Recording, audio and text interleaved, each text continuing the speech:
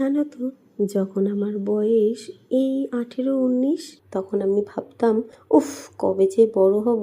আর এখন এই বয়সে এসে মনে হচ্ছে বাবিনের মতন এরকম এক ছুট দিয়ে যদি ছোটবেলায় ফিরে যেতে পারতাম, কি ভালোটাই না হতো। যতই আমার বয়স বাড়ুক, বাবিনের এই ছোট্ট ছোট্ট মুহূর্তগুলোতে আমিও বাবিনের সঙ্গ দিতে একটু পিছু পা হই না। এই যেমন আজকে স্কুল ছুটির পরে পার্কটা দেখি ফাঁকা, চলে এসেছি দুজনে একসাথে দোলনা চড়তে। সেখান থেকে সোজা চলে গেছি স্টুডিওতে। বাবিনের স্কুল ড্রেস পরা, ফটো তুলে বাড়ি গিয়ে রেডি হয়ে টোটো ধরে আবার রওনা দিয়ে দিয়েছি আরেকটা জায়গায় যাব বলে। টোটোতে উঠে বাবিনের একটাই কথা, আমরা কি এখান দিয়ে দিদুন বাড়ি যাই? ক্যান্টনমেন্ট স্টেশনে এসে সবার প্রথমে আখের রস খেয়ে তারপর ট্রেন ধরে সোজা চলে গেছি হাবড়ায়, আমার কালী দাদুর বাড়িতে।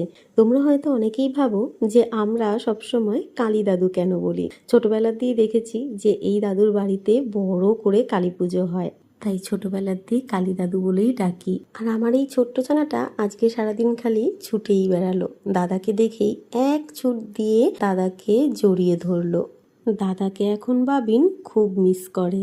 আসলে স্কুলে ভর্তি হওয়ার পর থেকে তো আর কিছুদিন পর পর দিদুন বাড়ি যাওয়া হয় না, সেই কারণে। তাই আজকের এই কিছুক্ষণের দেখা হওয়ার পর বাড়ি ফেরার পথে বাবিন খুব কান্না করেছে।